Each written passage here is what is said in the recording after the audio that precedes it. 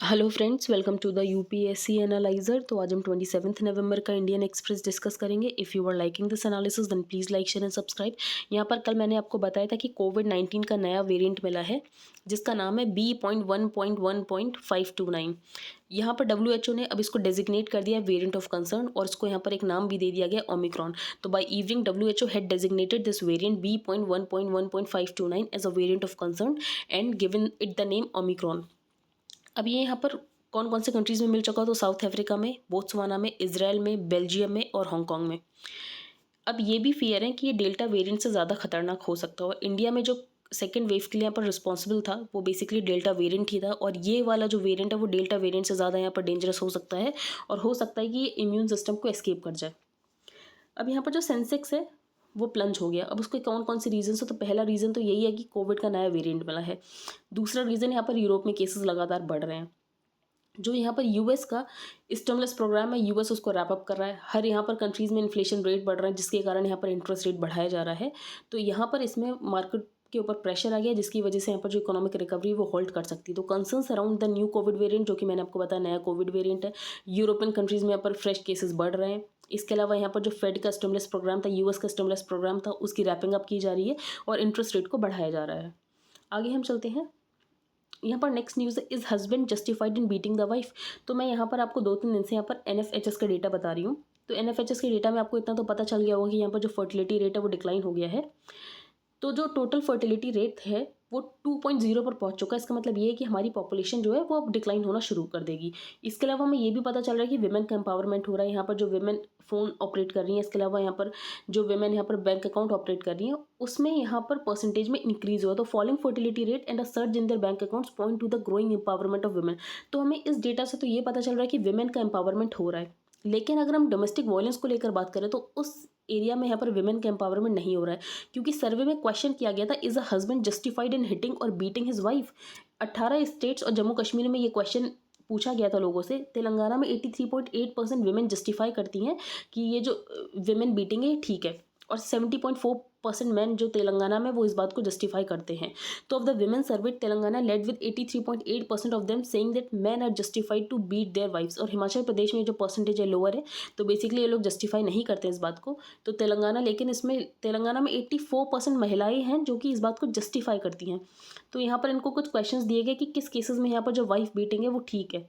तो यहाँ पर कुछ क्वेश्चंस दिए गए थे, if she goes out without telling him, if she neglects the house of the children, if she argues with him, if she refuses to have sex with him, if she does not cook food properly, या तो unfaithful है या तो disrespect show कर रही है इन loss के लेकर। तो यहाँ पर क्वेश्चंस दिए गए थे। तो इन्होंने बेसिकली 2 कॉमन रीजंस बताए जिसमें डोमेस्टिक अब्यूज़ जो है उसको जस्टिफाई किया जा सकता है। पहला तो इन लॉस को लेकर डिसरिस्पेक्ट करना, और दूसरा हाउस और चिल्ड्रन को यहाँ पर नेग्लेक्ट करना।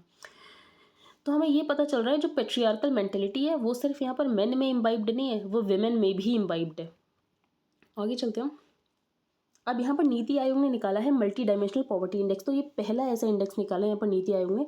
तो first ever multi dimensional poverty index prepared by the government think tank NITI Aayog has said that Bihar has the highest proportion of people जो कि मल्टी डायमेंशनल पुअर है। तो यहाँ पर बिहार में लगभग 52% लोग हैं जो कि मल्टी डायमेंशनल पॉवर्टी में यहाँ पर जी रहे हैं। सेकंड नंबर पर फॉलो करता है झारखंड, जहाँ पर 42.16% लोग हैं जो कि यहाँ पर मल्टी डायमेंशनली पुअर है। और यहाँ पर थर्ड नंबर पर उत्तर प्रदेश। यहाँ पर 3 डायमेंशंस थे यहाँ पर। It has 3 equally weighted dimensions, health, education and standard of living, जिसमें कि 12 इंडिकेटर्स थे जैसे कि nutrition, school attendance, years of schooling. Bihar में माल नरिश्ड बच्चे भी सबसे ज़्यादा। तो Bihar also has the highest number of malnourished people. तो बिहार में माल नरिश्ड पीपल भी सबसे ज़्यादा है, फॉलोड बाई झारखंड, मध्य प्रदेश। तो यहाँ पर आई होप आपको समझ आ गया हो कि यहाँ पर नीति आयोग ने मल्टी डायमेंशनल पॉवर्टी इंडेक्स निकाला है। अब इसके लिए नीति आयोग ने मेथोडोलॉजी कौन सी यूज़ की है, तो यहाँ पर यूएनडीपी की मेथोडोलॉजी यूज़ की गई है बाई द नीति आयोग। तो multi dimensional poverty index uses the globally accepted methodology developed by Oxford poverty and human development initiative and the UNDP. तो यहाँ पर यूएनडीपी की मेथोडोलॉजी को यूज़ किया गया है मल्टी डायमेंशनल पॉवर्टी इंडेक्स निकालने के लिए। अब यहाँ पर डीयू के वाइस चांसलर का ये कहना है कि जो हर स्टेट बोर्ड है वो अपने अकॉर्डिंग मार्किंग करता है। फॉर एग्जांपल किसी स्टेट बोर्ड में बहुत लीनियंट मार्किंग होती है, किसी स्टेट बोर्ड में यहाँ पर बहुत टाइट मार्किंग होती है। तो ऐसे में सबको सेम पैरामीटर पर रखकर एक कट ऑफ निकालना ये ठीक नहीं है, तो इसमें कुछ चेंजेस करने की ज़रूरत है। अभी बेसिकली क्या चेंजेस करेंगे, फॉर एग्जांपल किसी बोर्ड में टॉपर के 90% और किसी बोर्ड में यहाँ पर टॉपर के 70% है, तो ये लोग नॉर्मलाइज कर देंगे कि वो 90% को 100 के इक्वल कर देंगे और इस 70% को 100 के इक्वल कर देंगे। फिर उसके बाद ये लोग मेरिट को डिटरमाइन करेंगे, ताकि यहाँ पर जो ऐसे था कि जो केरला स्टेट बोर्ड के ज़्यादातर बच्चों को यहाँ पर सीट्स मिल गई थी, तो ऐसा ना हो सकता है केरला में लिबरल मार्किंग हुई हो, जिसकी वजह से यहाँ पर ज़्यादातर बच्चों के 100% आ गए थे। आगे हम चलते हैं। अब यहाँ पर दिल्ली की एयर क्वालिटी वापस से सीवियर कैटेगरी में जा चुकी है। अब उसका एक रीज़न ये बताया गया है, जो कंडीशंस वो कम हो चुकी हैं, जो विंड स्पीड है वो कम हो चुकी है। अब विंड स्पीड लो है, जिसकी वजह से जो पॉल्यूटेंट्स हैं उनका डिस्पर्जन नहीं हो रहा है। तो काम condition and low wind speed have made the dispersion of pollutants difficult.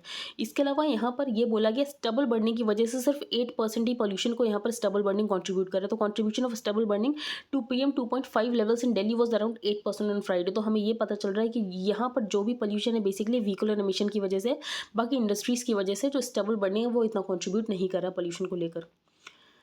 Trial and farmers protest rights case a mockery. अब ये क्यों बोला है दिल्ली गवर्नमेंट ने, तो बेसिकली यहाँ पर स्पेशल पब्लिक प्रोसिक्यूटर्स को यहाँ पर चूज करना था, ठीक है। तो दिल्ली गवर्नमेंट ने अपने स्पेशल पब्लिक प्रोसिक्यूटर्स बोले यहाँ पर। तो Delhi government Friday told the Delhi High Court that the entire trial in the north east Delhi riots case and farmers agitation has become a mockery as the investigating agency और जो prosecution है वो basically दोनों एक ही काम कर रहे हैं। तो as the investigating agency and prosecution have become one after the LG's decision to appoint the Delhi police choose an advocate as special public prosecutors. तो हमें ये बात समझ आ रही है, जो दिल्ली पुलिस ने यहाँ पर सेलेक्ट किया था कि किनको स्पेशल पब्लिक प्रोसिक्यूटर बनाना चाहिए, तो एलजी ने बेसिकली उन्हीं को यहाँ पर स्पेशल पब्लिक प्रोसिक्यूटर यहाँ पर सेलेक्ट कर लिया। तो जो इन्वेस्टिगेटिंग एजेंसीज हैं उसी के यहाँ पर लोग होंगे जो कि यहाँ पर प्रोसिक्यूशन का काम करेंगे। तो हमें ये पता चल रहा है जो इन्वेस्टिगेटिंग एजेंसी है और जो प्रोसिक्यूशन बेसिकली दोनों यहाँ पर सेम चीज़ के लिए काम कर रहे हैं। तो there is no difference between the police and the prosecution. तो यहाँ पर पुलिस तो बेसिकली चाहेगी कि यहाँ पर जिन लोगों को अरेस्ट किया उनको यहाँ पर सज़ा मिले, और जो पब्लिक प्रोसिक्यूशन है वो भी बेसिकली पुलिस की साइड से ही होगा। तो इससे तो फेयर ट्रायल हो ही नहीं पाएगा। तो there is no difference between the police and the prosecution today entire trial is a mockery if the investigating agency is allowed to enter the domain of the prosecution। तो हमें ये पता चल रहा है कि यहाँ पर जो दिल्ली पुलिस ने यहाँ पर पब्लिक प्रोसिक्यूशन को सेलेक्ट किया था, बेसिकली एलजी ने उन्हीं को डिसाइड कर दिया, उन्हीं को यहाँ पर स्पेशल पब्लिक प्रोसिक्यूटर्स बना दिया है केस के लिए, जिसकी वजह से जो पुलिस के बंदे हैं यहाँ पर वही यहाँ पर प्रोसिक्यूशन का भी काम कर रहे हैं। तो यही प्रॉब्लम है, जो इन्वेस्टिगेटिंग एजेंसी है और जो प्रोसिक्यूशन है बेसिकली दोनों अलग अलग डोमेन है। तो यहाँ पर सिनर्जी नहीं होनी चाहिए थी इन दोनों के बीच में, लेकिन यहाँ पर हम देख रहे हैं जो इन्वेस्टिगेटिंग एजेंसी है वही बेसिकली पब्लिक प्रोसिक्यूशन का भी काम कर रही है। तो यही सबसे बड़ी प्रॉब्लम है। आगे चलते हैं हम। यहाँ पर कोई भी इंपॉर्टेंट न्यूज़ नहीं है। अब यहाँ पर कस्टोडियल वॉयलेंस की बहुत बड़ी प्रॉब्लम है। तो इंडिया में स्टैट्यूटरी प्रोविजंस है, उसके बाद भी हम देख रहे हैं जो कस्टोडियल वॉयलेंस उसके केसेस लगातार बढ़ रहे हैं। तो this is a matter of deep concern as it is done committed by person who is suppose to be the protector of citizens. तो यहाँ पर जो पुलिस है सिटीजन्स के प्रोटेक्टर का जिसका काम है वो ही यहाँ पर अगर कस्टोडियल वॉयलेंस में इंगेज है तो उसके लिए क्या ही किया जा सकता है। और उसके अलावा जो कस्टोडियल वॉयलेंस में कन्विक्शन है वो बहुत कम होता है, क्योंकि जो पुलिस वाले होते हैं ये अपने कलीग्स को यहाँ पर बचाने की कोशिश करते हैं, इसीलिए यहाँ पर इन्वेस्टिगेशन ठीक से नहीं हो पाती। तो dubious encounters can't be used as a solution. तो यहाँ पर किसी डिजीज़ का क्योर इतना ख़राब नहीं दे सकते कि इसका जो क्योर है वो डिजीज़ से भी ज़्यादा ख़राब हो। तो it has to be remembered that the cure can't be worse than the disease itself. आगे चलते हैं हम।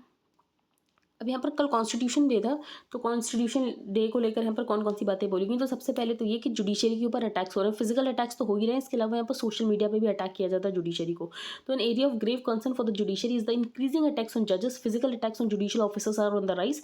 इसके अलावा यहाँ पर मीडिया पर्टिकुलरली सोशल मीडिया से यहाँ पर जजेस को टारगेट किया जाता है। दूसरी बात यहाँ पर ये बोली गई है कि यहाँ पर कॉन्स्टिट्यूशन सेपरेशन ऑफ पावर्स की बात करता है, लेकिन कभी कभी जुडिशरी को यहाँ पर एग्जीक्यूटिव के डोमेन में स्टेप इन करना पड़ता है या तो लेजिस्लेचर के डोमेन में स्टेप इन करना पड़ता है, लेकिन वो सिर्फ इसीलिए स्टेप इन करती है क्योंकि वो एग्जीक्यूटिव या यहाँ पर लेजिस्लेचर को यहाँ पर नच करने की कोशिश करती है, ना कि उनके रोल को असर करने की कोशिश करती है। तो intention behind such limited judicial intervention is to nudge the executive. तो आपने लक्ष्मीकांत में ये सारे चैप्टर्स पढ़े होंगे, जुडिशियल ओवर रीच या जुडिशियल एक्टिविज्म। तो बेसिकली यहाँ पर सीजे ने ये बात बोली है कि जुडिशियल इंटरवेंशन किया जाता है, लेकिन वो एग्जीक्यूटिव के रोल को असर करने के लिए नहीं किया जाता, सिर्फ यहाँ पर एग्जीक्यूटिव को नच करने के लिए किया जाता है कि आप इसको लेकर कुछ करो। आगे हम चलते हैं। ये तो कुछ नहीं है, इसको हम डिस्कस नहीं करेंगे। बाकी house panel summons FBS whistle blower shares papers. तो यहाँ पर फेसबुक के बारे में मैंने आपको बहुत सारी न्यूज़ बताई थी। जो फेसबुक है उसके लिए प्रॉफिट ज़्यादा इंपॉर्टेंट है, बाकी फिर राइट्स हो जाए उससे फेसबुक को कोई फ़र्क नहीं पड़ता है। तो यहाँ पर parliamentary committee on information technology है, तो इसके ऊपर यहाँ पर हियरिंग चल रही थी, जिससे ये तो पता चली गई है जो फेसबुक है वो अपने प्रॉफिट्स को लोगों से ऊपर रखता है। बाकी यहाँ पर फेसबुक के पास क्लासीफायर्स नहीं है लैंग्वेज को लेकर, जिसके कारण यहाँ पर कोई भी ऐसा पोस्ट होता है जो कि यहाँ पर प्रोपेगेंडा फैला रहा होता है तो उसको फ्लैग नहीं कर पाते हैं। which alleges that the Facebook ignored or was slow to react on evidence that fake accounts on its platform had been undermining elections। तो यहाँ पर जब दिल्ली इलेक्शंस होने वाले थे तो उस समय फेसबुक के ऊपर बहुत सारे फेक अकाउंट्स मशरूम हो गए थे और ये बात फेसबुक को पता थी, लेकिन फेसबुक ने उसको लेकर यहाँ पर कोई भी एक्शन नहीं लिया। अब यहाँ पर फेक अकाउंट्स की वजह से प्रोपेगेंडा फैलाया जाता है जिसकी वजह से जो फेयर इलेक्शन प्रोसेस होता है वो अंडरमाइन होता है, लेकिन फेसबुक इसको लेकर कोई भी एक्शन नहीं लेता है। आगे हम चलते हैं। अब यहाँ पर यूपी में बहुत सारे इंफ्रास्ट्रक्चर प्रोजेक्ट बन रहे हैं, तो कौन कौन से बन रहे हैं वो हम देख लेते हैं। तो काशी विश्वनाथ धाम 700 करोड़ का प्रोजेक्ट है, इसकी फाउंडेशन ले की गई थी मार्च 8 2019 में। फिर एम्स बन रहा है गोरखपुर में, कानपुर मेट्रो बन रही है, एक डिफेंस कॉरिडोर बन रहा है उत्तर प्रदेश में, कुशीनगर एयरपोर्ट जो कि बेसिकली इनॉग्रेट हो भी चुका, बुंदेलखंड एक्सप्रेसवे का भी फाउंडेशन रखा गया, बाकी गंगा एक्सप्रेसवे का जो फाउंडेशन है वो अगले महीने रखा जाएगा। तो इतने कुछ इंफ्रास्ट्रक्चर प्रोजेक्ट्स बन रहे हैं यूपी में। यहाँ पर रिक की मीटिंग थी, तो रिक फॉरेन मिनिस्टर्स मीटिंग, तो रशिया इंडिया चाइना की। तो यहाँ पर अफगानिस्तान की सिचुएशन को लेकर कुछ बातें बोली गई। पहला ये कि अफगानिस्तान की टेरिटरी को यूज़ नहीं किया जाएगा किसी और कंट्री को अटैक करने के लिए। तो Russia India China Friday called for ensuring that Afghanistan territory is not use to attack any country. इसके अलावा यहाँ पर अफगानिस्तान में ट्रूली इंक्लूसिव गवर्नमेंट फॉर्म करने की बात की गई है। और तीसरी बात यहाँ पर ये की गई है कि यहाँ पर एड देनी है वॉर रेवेज नेशन को। तो यहाँ पर ह्यूमैनिटेरियन क्राइसिस आ सकती है अफगानिस्तान में, क्योंकि वहाँ पर ड्रॉट आया हुआ था, उसके बाद यहाँ पर पावर भी असर्व की गई बाय द तालिबान, तो जिसकी वजह से यहाँ पर ह्यूमैनिटेरियन क्राइसिस आ सकती है, इसीलिए यहाँ पर एड प्रोवाइड करना बहुत ज़रूरी है। तो यहाँ पर 3 बातें अफगानिस्तान को लेकर बोली गई कि यहाँ पर इंक्लूसिव गवर्नमेंट होनी चाहिए, इमीडिएट एड प्रोवाइड करना है, और इसके अलावा अफगानिस्तान की टेरिटरी कोई और कंट्री ना यूज़ करे किसी और कंट्री को यहाँ पर अटैक करने के लिए। बाकी यहाँ पर जो भी प्रोसेस हो अफगानिस्तान में तो वो अफगान लेड और अफगान ओन्ड पीस प्रोसेस होना चाहिए। मतलब बेसिकली कोई भी कंट्री यहाँ पर इंटरवीन करने की कोशिश ना करे, अफगान लेड और अफगान ओन्ड प्रोसेस होना चाहिए। अलकायदा जैसे ग्रुप्स का अर्जेंट एलिमिनेशन करना बहुत ज़रूरी है। तो ministers stressed on the necessity of urgent elimination of terror group such as al Qaeda and IS for lasting peace in Afghanistan. अगर हम अफगानिस्तान और यहाँ के रीजन में अगर पीस चाहते हैं तो अलकायदा जैसे ग्रुप्स का यहाँ पर एलिमिनेशन करना बहुत ज़रूरी है। बाकी UN का रोल बहुत इंपॉर्टेंट है। UN का एक रेजोल्यूशन भी रिगार्डिंग अफगानिस्तान, UN का सिक्योरिटी काउंसिल रेजोल्यूशन 2593 है जो कि अफगानिस्तान से रिलेटेड है। आगे चलते हैं हम। अब यहाँ पर जो रशिया के प्रेसिडेंट है वो December 6 को इंडिया में आने वाले हैं, तो किस किस बारे में बात हो सकती है। इससे पहले 2+2 मिनिस्टरियल डायलॉग भी होगा। तो 2+2 मिनिस्टरियल डायलॉग होता है डिफेंस मिनिस्टर और फॉरेन मिनिस्टर्स के बीच में। तो साइमल्टेनियसली रशियन के फॉरेन मिनिस्टर और डिफेंस मिनिस्टर भी आएंगे, फिर 2+2 मिनिस्टरियल डायलॉग भी होगा। तो डिफेंस में यहाँ पर टाइज बढ़ सकती है। इसके अलावा ट्रेड में और एनर्जी में तो बेसिकली सेम ही होता है, डिफेंस, ट्रेड और एनर्जी। इसके अलावा इन्वेस्टमेंट में बढ़ाने की कोशिश करेंगे, साइंस और टेक्नोलॉजी। एक बहुत इंपॉर्टेंट बात है कि हम लॉजिस्टिक्स सपोर्ट एग्रीमेंट भी साइन कर सकते हैं। तो India and Russia have also reach the final phase of negotiation for a logistic support agreement. अब यहाँ पर लॉजिस्टिक सपोर्ट एग्रीमेंट साइन कर लेंगे तो उसका क्या फ़ायदा होगा। तो उसका ये फ़ायदा होगा जो दोनों कंट्रीज़ की मिलिट्रीज़ हैं वो यहाँ पर एक दूसरे के बेसिस को यूज़ कर सकती हैं अपनी सप्लाइज को रिप्लेनिशमेंट करने के लिए। इसके अलावा यहाँ पर ओवरऑल डिफेंस कोऑपरेशन को बढ़ाने के लिए। तो the pact will allow militaries of the two countries to use each others bases for repair and replenishment of supplies beside facilitating scaling up of overall defence cooperation. तो एक दूसरे के basis use कर सकते हैं अगर यहाँ पर जो लॉजिस्टिक्स एग्रीमेंट है वो साइन हो जाता है। आगे चलते हैं हम। अब यहाँ पर एक रिपोर्ट है जिसका नाम है national security challenges 2611 and beyond, आत्मनिर्भरता से ही आत्मनिर्भर भारत। अब यहाँ पर बात की गई है कि कौन कौन से थ्रेट्स हैं इंडिया को। तो साइबर वॉरफेयर का थ्रेट है, नार्को टेरर का थ्रेट है, मिस इन्फॉर्मेशन वॉरफेयर का थ्रेट है। तो यहाँ पर कुछ ऐसे थ्रेट्स हैं। इसके अलावा बायोलॉजिकल, रेडियोलॉजिकल और न्यूक्लियर सिक्योरिटी का थ्रेट है। तो आपके पास कुछ वर्ड्स होने चाहिए एग्जाम में लिखने के लिए। तो यहाँ पर कुछ थ्रेट्स आपको पता चल गया, cyber warfare, narco terror, miss information warfare, biological, radiological, nuclear security. आगे चलते हैं हम। अब यहाँ पर ICCC की बात की गई। तो ICCC क्या है, तो integrated command and control centres. तो यहाँ पर जब स्मार्ट सिटीज़ बने थे तब यहाँ पर बात की गई थी कि यहाँ पर हर स्मार्ट सिटी में ICCC होने चाहिए, integrated command and control centres होने चाहिए। तो smart cities project which aims at developing यहाँ पर 100 सिटीजन फ्रेंडली और सेल्फ सस्टेनेबल अर्बन सेटलमेंट्स की बात की गई थी। और उसमें एक इंपॉर्टेंट स्टेप था कि ICCC होने चाहिए। अब ICCC क्या करेंगे, तो बेसिकली ये सबका स्टेटस देखेंगे रियल टाइम में कि यहाँ पर जो एम्यूनिटीज़ है वो पहुँच रही नहीं पहुँच रही, इंटरनेट इंफ्रास्ट्रक्चर कैसा है, ट्रैफिक मूवमेंट कैसा है, सिटी कनेक्टिविटी कैसी। तो यहाँ पर बेसिकली रियल टाइम में सब कुछ मॉनिटर किया जाता है इन integrated command and control centres के द्वारा। अब यहाँ पर बात की जा रही है ये जो यहाँ पर ICCC है इनको हम CCTNS से भी यहाँ पर लिंक कर दें, तो crime and criminal tracking network and system से भी लिंक कर दें, जो कि बेसिकली CCTNS जो है होम अफेयर्स के अंदर आता है। इससे सब कुछ ट्रैक हो सकता है रियल टाइम में। तो ये बहुत फ़ायदे वाली चीज़ होगी अगर हम यहाँ पर जो IEEE's है उनको यहाँ पर CCTNS से भी लिंक कर दें। तो according to the draft model, information from multiple sources in a city, census, traffic light, CCTVs, तो यहाँ पर जो सारा डेटा है IEEE's के पास सेंड होगा, जिसको यहाँ पर किसी भी डिवाइस के थ्रू यहाँ पर एक्सेस किया जा सकता है। तो पहले इसको यहाँ पर पायलट प्रोजेक्ट की तरह 6 स्टेट्स में यहाँ पर लॉन्च किया जाएगा। तो उत्तर प्रदेश, महाराष्ट्र, कर्नाटका, मध्य प्रदेश, राजस्थान एंड तमिलनाडु। यहाँ पर कुछ ऐसे सिटीज़ हैं जहाँ पर IEEE's काम भी कर रहे हैं। अब यहाँ पर बात की गई कि हर सिटीज़ में अलग IEEE लगाने से अच्छा है कि पूरे स्टेट में एक IEEE लगा दो। तो when you try to scale up across the country, you can't spend ₹100 crore or so per city.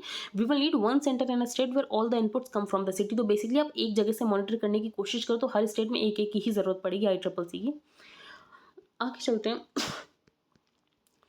ये हम एडिटोरियल बिल्कुल डिस्कस नहीं करेंगे, बहुत ही यूजलेस एडिटोरियल थे ये हम पढ़ते हैं। ये भी इंपॉर्टेंट नहीं था लेकिन कोई भी एडिटोरियल नहीं था तो मैंने सोचा यही पढ़ा देती हूँ। Trying isn't enough. अब यहाँ पर स्पोर्ट्स को लेकर बात की गई है कि जो इंडिया है उसने ऐसा दिखा दिया कि फेल हो गए, कोई बात नहीं, फेल होना तो बहुत नॉर्मल। तो हम यहाँ पर फेलियर्स को ग्लोरीफाई करने लग गए, ये नहीं होना चाहिए। तो sure we need to say that failure is not something to be ashamed of. तो फेलियर का मतलब ये नहीं कि आप उसमें शर्मसार हो जाए, फेलियर से शर्मसार होने की कोई ज़रूरत नहीं है, लेकिन उसी समय सक्सेस के लिए स्ट्राइव करना भी बहुत ज़रूरी है। हमने बहुत ज़्यादा लोगों को एनकरेज कर दिया कि फेल होने से कुछ नहीं होता। तो don't you think that we are encouraging failure by over sing that it's okay to fail. हमें ये बात नहीं बोलनी है इट्स ओके टू फेल। यहाँ पर जो इंडियन रेसलर की बात की गई, बजरंग पूनिया की, जब उन्होंने ब्रॉन्ज मेडल जीता तो बेसिकली उन्होंने बोला कि वो नेशन से यहाँ पर सॉरी बोलना चाहते हैं, उनको गोल्ड लाना चाहिए। तो हमारे अंदर ये वाला एटीट्यूड होना चाहिए, ना कि हम फेल हो गए तो हमें ऐसा लगा ठीक है कोई बात नहीं फेल हो गए। तो we have 1.3 billion people and yet we are happy to win only 7 medals. तो यहाँ पर ओलंपिक्स में सिर्फ हमने 7 मेडल्स जीते और हमारी जो पॉपुलेशन है वो 1.3 बिलियन पीपल की है। क्रिकेट के अलावा हम किसी भी स्पोर्ट्स में अच्छा परफॉर्म नहीं करते हैं। जो चाइना है उसने बहुत सारे मेडल्स जीते, बेसिकली सेकंड नंबर पे था। तो in China the sons and daughters of poor peasants, electricians and daily wage labours. तो बेसिकली कंट्री को यहाँ पर हर कोई रिप्रेजेंट कर रहा था। अब वो क्यों रिप्रेजेंट कर रहा था? क्योंकि वहाँ पर स्पोर्टिंग इंफ्रास्ट्रक्चर जो है बेसिकली उसकी एक्सेसिबिलिटी है, लोगों के पास स्कूल्स और स्टेडियम की एक्सेसिबिलिटी है। इंडिया में सिर्फ यहाँ पर कुछ ही पॉकेट्स हैं यहाँ पर आपको स्पोर्ट्स पर्सन मिल जाएंगे। जो बैडमिंटन टीम है वो तो बेसिकली ऑथर ने बोला the entire badminton team it seems has been picked from P Gopichand academy. तो हम देख रहे हैं जो हमारा टैलेंट पूल है वो बहुत कम है, बहुत कम लोगों से यहाँ पर टैलेंट पूल अपना निकाल रहे हो। तो उस टैलेंट पूल को बढ़ाने की ज़रूरत है। We need to change our attitude and not accept second best anymore. तो यहाँ पर बेसिकली बोला है कि ऑथर ने हमें अपना एटीट्यूड बदलने की ज़रूरत है। फेलियर को इतना ओवर हाइप करने की ज़रूरत नहीं है। If sports do not serve a social purpose they are a useless exercise. और बॉक्सर और शूटर विन्स अ मेडल, तो ये खैर इंपॉर्टेंट तो था नहीं। तो हमें अभी नेसेसरी इंफ्रास्ट्रक्चर और बजट्स को यहाँ पर कमिट करने की ज़रूरत है और हमारा जो कल्चर और एटीट्यूड ऑफ फेलियर को लेकर उसको बदलने की ज़रूरत है। ये हम पढ़ेंगे नेक्स्ट आर्टिकल, बुद्धा सर्किट। अभी यहाँ पर प्राइम मिनिस्टर ने कुशीनगर इंटरनेशनल एयरपोर्ट को इनॉग्रेट किया था ईस्टर्न उत्तर प्रदेश में। अब ये जो कुशीनगर है ये बहुत इंपॉर्टेंट है क्योंकि यहाँ पर जो लॉर्ड बुद्धा है उन्होंने यहाँ पर महापरिनिर्वाण को अटेन किया था। अब हम यहाँ से कोशिश करें जो वर्ल्ड क्लास टूरिज्म है वो प्रमोट हो, और इस हमारे स्टेप से जो वर्ल्ड क्लास टूरिज्म है वो प्रमोट होगा भी इंडिया में। तो Buddhist circuit predicated on having world class infrastructure. अब हम यहाँ पर वर्ल्ड क्लास इंफ्रास्ट्रक्चर यहाँ पर प्रोवाइड कर रहे हैं तो ऑफकोर्स यहाँ पर इंडिया में जो है टूरिज्म आएगा। इसके अलावा जो बुद्धिस्ट है, जो आसपास की कंट्रीज़ में बुद्धिज़्म है, तो बेसिकली फॉर एग्जांपल यहाँ पर श्रीलंका के लोग आएंगे। इसके अलावा चाइना से भी लोग आ सकते हैं, भूटान, नेपाल। तो यहाँ पर हमें ज़रूरत है अपनी सॉफ्ट पावर को बढ़ाने की। तो 2 millennia old share Buddhist religious and cultural legacy between Buddhism holy land India. तो यहाँ पर बेसिकली इस आर्टिकल में ये बताया गया कि हम कैसे जो बुद्धिज़्म है उसको सॉफ्ट पावर की तरह यूज़ कर सकते हैं। जो शंघाई कोऑपरेशन ऑर्गेनाइजेशन वाली कंट्रीज़ है उसमें, तो यहाँ पर हमें बुद्धिज़्म को सॉफ्ट पावर की तरह यूज़ करना है SCO के कंट्रीज़ के लिए। India can leverage this through people to people diplomacy between the SCO members of Russia, China, Kazakhstan, Kyrgyzstan, Tajikistan, Uzbekistan and Pakistan। तो ये बेसिकली SCO मेंबर्स के नाम दिए हैं। तो ये तो आपको पता ही होगा SCO में कौन कौन से मेंबर्स हैं। बाकी यहाँ पर SCO का एक रैट्स का स्ट्रक्चर है। India has already made a beginning in this direction. नवंबर 30 को जब यहाँ पर SCO council of head of government थी तो इंडिया ने होस्ट किया था शेयर्ड बुद्धिस्ट हेरिटेज। तो बेसिकली हमने यहाँ पर शुरू कर दिया अपनी सॉफ्ट पावर को बढ़ाना। जो बुद्धिस्ट हिस्ट्री है बेसिकली वो इंडिया से ही यहाँ पर ट्रेस होती है। तो first India's internal Buddhist circuit can connect to the larger circuit of developing Buddhist tourist site. तो हमें यहाँ पर बुद्धिस्ट टूरिस्ट साइट बनाने की कोशिश करनी चाहिए सेंट्रल एशियन रिपब्लिक्स में, बेसिकली जो यहाँ पर तुर्कमेनिस्तान जैसे कंट्रीज़ हैं, तजाकिस्तान। तो यहाँ पर हमें बुद्धिस्ट सर्किट बनाने की कोशिश करनी चाहिए। दूसरी बात, यहाँ पर जो वज्रयान बुद्धिज़्म था जो कि कॉन्सेप्ट पे बेस्ड माइंडफुलनेस या ध्यान के, वो यहाँ पर इंडिया में ही ओरिजिनेट हुआ था। लेकिन फिर जो चान है चाइनीज़ की बात की गई तो this became the foundation for Chan Zen. तो जापानीज़ चाइनीज़ जो बुद्धिज़्म है बेसिकली यहाँ पर वज्रयान बुद्धिज़्म जो इंडिया का बुद्धिज़्म है वहाँ से ही आया। उसके बाद हम देख रहे हैं जो रशिया में बुद्धिज़्म गया वो तिब्बतन बुद्धिज़्म गया है, लेकिन जो तिब्बतन बुद्धिज़्म है इसका जो ओरिजिन है वो इंडिया से ही है जो वज्रयान बुद्धिज़्म में है। तो in turn it is largely Tibetan Buddhism that travelled into the Russian provinces bordering Mongolia and the only European region where Buddhism is practised by a majority of people. तो मतलब हमें अपनी सॉफ्ट पावर बढ़ाने की जरूरत है Buddhism को लेकर। Second, highlighting this transnational narrative at its continuum even today is urgent as India is home to the Dalai Lama। जो दलाई लामा है बेसिकली तिब्बतन बुद्धिज्म के सबसे बड़े लीडर वो इंडिया में है, तो इंडिया के पास सॉफ्ट पावर दिखाने के लिए बहुत कुछ है, तो हमें बस अपनी सॉफ्ट पावर को ग्लोबल स्टेज में यहाँ पर रिप्रेजेंट करने की ज़रूरत है। जो चाइना है वो बेसिकली बुद्धिज्म को जियोपॉलिटिकल गोल्स के लिए भी यूज़ करते हो, तो China leverages the soft power of Buddhism in these countries to achieve its strategic geopolitical goals. तो चाइना जो है वो बुद्धिज्म को नेपाल और भूटान जैसे कंट्रीज में यूज़ करता है अपने जियोपॉलिटिकल गोल्स के लिए, तो इंडिया को भी करने की ज़रूरत है। तो idea of common cultural roots between people from these every 8 very diverse nations can be the bedrock of future plan institutions. तो यहाँ पर एससीओ में हमें अपनी सॉफ्ट पावर दिखाने की ज़रूरत है। बाकी इस आर्टिकल में कुछ खास इतना इंपॉर्टेंट था नहीं, अगर आपको मेंस में लिखना भी होगा तो आप यहाँ पर बस ये बुद्धा सर्किट और यहाँ पर सॉफ्ट पावर को बढ़ाने की बात कर सकते हैं, इससे ज़्यादा तो यहाँ पर कुछ पॉइंट्स हैं नहीं। ओमिक्रॉन के बारे में यहाँ पर कुछ नहीं पढ़ेंगे हम पढ़ेंगे how climate change causes divorce among albatrosses. तो यहाँ पर एक स्टडी से ये पता चला है जो डाइवोर्स के रेट्स हैं एल्बेट्रॉसेस में वो इन्वायरमेंटल कंडीशंस की वजह से बढ़ गए हैं। अब ऐसा क्यों हुआ है, तो यहाँ पे सबसे पहले फॉकलैंड आइलैंड की बात की गई। तो फॉकलैंड आइलैंड कहाँ है, तो ये रिमोट आइलैंड है जो कि साउथ अटलांटिक ओशन में है। तो researchers analysed a long term demographic data set of the black browed albatross population in the Falkland island, a group of remote island in the South Atlantic.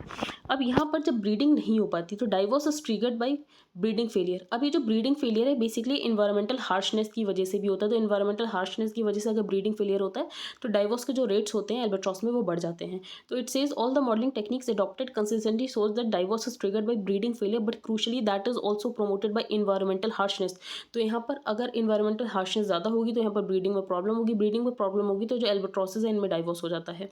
तो अब पहली बात हमें ये पता चला है कि जो इन्वायरमेंटल कंडीशंस है उसकी वजह से यहाँ पर जो एल्बेट्रॉसेस में डाइवोर्स है वो भी बढ़ रहे हैं।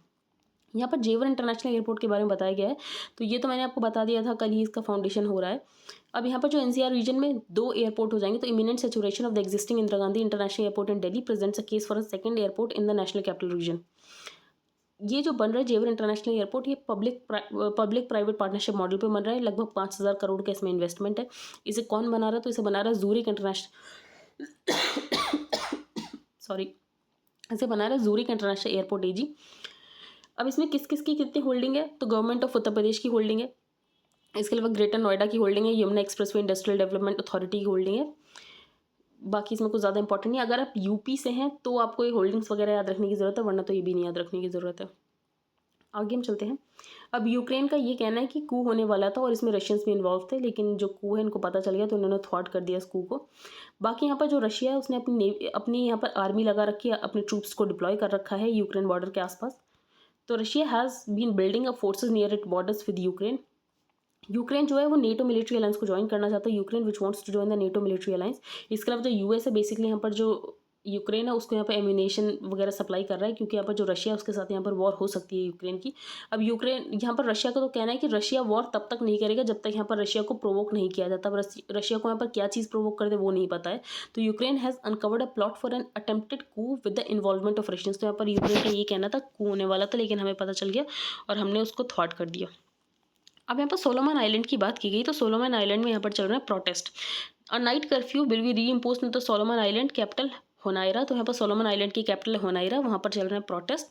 अब ये लोग क्यों प्रोटेस्ट कर रहे हैं, तो many of the protesters come from the most populous province Malaita and feel overlook by the decision. यहाँ पर 2019 में इनकी एक प्रोविंस है जिसका नाम है गोडल कनाल।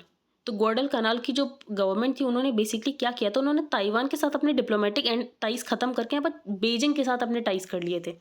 तो ताइवान के साथ इन्होंने खत्म करके टाइज, जो एक चाइना है बेसिकली जो पीपल्स रिपब्लिक ऑफ चाइना है वहाँ पे इन्होंने टाइज कर लिए थे, जिसकी वजह से जो लोग हैं नाराज़ हैं क्योंकि उनको ताइवान और यूएस दोनों से एड मिलती थी। तो Malaita has received aid from both Taiwan and the US and accuse the central government of going to pressure from Beijing. तो यहाँ पर जो चाइना प्रेशर बनाने की कोशिश कर रहा होगा कि ताइवान से आप अपने डिप्लोमेटिक टाइज खत्म करो, और जिसकी वजह से यहाँ पर जो सोलोमन आइलैंड है उसने यहाँ पर अपने डिप्लोमेटिक टाइज खत्म कर दिया और यहाँ पर जो लोग हैं उन्होंने प्रोटेस्ट करना शुरू कर दिया।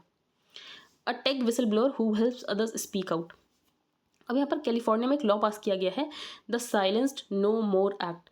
ये बेसिकली कंपनी को प्रोहिबिट करेगा जो कंपनी एग्रीमेंट साइन करा लेती है, नॉन डिस्क्लोजर एग्रीमेंट, कि आपके साथ अगर डिस्क्रिमिनेशन हो रहा है तब भी आपको बाहर जाकर नहीं बोलना कंपनी के अगेंस्ट। तो ये जो एग्रीमेंट अब साइन नहीं होंगे इस एक्ट के आने के बाद कैलिफोर्निया में। तो यही बात यहाँ पर बताई गई, जो डिस्क्रिमिनेशन है वर्क प्लेस में बहुत ज़्यादा डिस्क्रिमिनेशन होता है, उसके बाद यहाँ पर लोगों को बोला भी जाता है, उनसे बेसिकली एग्रीमेंट साइन करा लिए जाते हैं कि आपको इसके अगेंस्ट बाहर जाकर नहीं बोलना है। तो Ozoma is now focused on directly pushing tech companies to stop using non-disclosure agreements to prevent employment from speaking out about workplace discrimination. यहाँ पर एक माइन का नाम है, ये माइन है रशिया में, तो उसका नाम देख लेते हैं, लिट्स वाज हनाया। तो कभी लोकेशन है ये कहाँ पर है, तो ये रशिया में है। आगे हम चलते हैं। यहाँ पर बेसिकली सब कुछ कोविड वेरिएंट को लेकर है कि कोविड वेरिएंट की वजह से वोलेटिलिटी आ गई मार्केट में, ऑयल जो है क्रैश कर गया। स्टारलिंक जो है बुकिंग्स कर रहा है इंडिया में, लेकिन स्टारलिंक ने बेसिकली इंडियन गवर्नमेंट से कोई लाइसेंस नहीं लिया है, तो यहाँ पर यही प्रॉब्लम है। तो department of telecommunication has reprimanded Elon Musk Starlink internet services कि आप प्री सेलिंग को बुकिंग कैसे कर सकते हो अगर आपने यहाँ पर लाइसेंस नहीं लिया, पहले लाइसेंस लो उसके बाद ये सारे काम करना। अब यहाँ पर बहुत टाइम पहले ये टॉपिक था, जो कॉर्पोरेट है उनको यहाँ पर बैंकिंग लाइसेंस देना चाहिए नहीं देना चाहिए, तो काफ़ी इस पर आर्टिकल्स भी आए थे। तो आरबीआई ने इस अभी रिकमेंडेशन को एक्सेप्ट नहीं किया, तो इंटरनल वर्किंग ग्रुप ने बहुत सारी रिकमेंडेशंस दी थी, तो सेंट्रल बैंक ने काफ़ी यहाँ पर रिकमेंडेशंस को एक्सेप्ट कर लिया, लेकिन इस रिकमेंडेशन के बारे में कुछ नहीं बोला। तो central bank has opted neither to accept nor reject the proposal of an internal working group of the RBI that large corporate houses should be allowed as promoters of bank. तो यहाँ पर जो IWG ने यहाँ पर एक recommendation दिया था, जो लार्ज कॉर्पोरेट हाउसेज हैं उनको यहाँ पर बैंक्स का लाइसेंस दे देना चाहिए। तो प्रॉब्लम ये है कि कनेक्टेड लैंडिंग की प्रॉब्लम आ जाएगी, जिसके चलते यहाँ पर अभी आरबीआई ने इस बात पर कोई भी डिसीजन नहीं लिया है। तो IWG ने इंटरनल वर्किंग ग्रुप ने ये बात बोली थी, जो NBFCs हैं जिनका असेट साइज 5,000 करोड़ से भी ज़्यादा है, इसके अलावा वो अगर ओन की जाती है बाय अ कॉर्पोरेट हाउस, तो यहाँ पर सोचा जा सकता है कि उनको यहाँ पर बैंक में कन्वर्ट होने दिया जाए अगर उन्होंने यहाँ पर 10 साल यहाँ पर कंप्लीट कर लिया ऑपरेशंस में। लेकिन इस पर अभी आरबीआई ने कोई भी डिसीजन नहीं लिया है। तो आई होप आपको आज का न्यूज़पेपर समझ आया। If you like the video then please like share and subscribe. Thank you and have a nice day.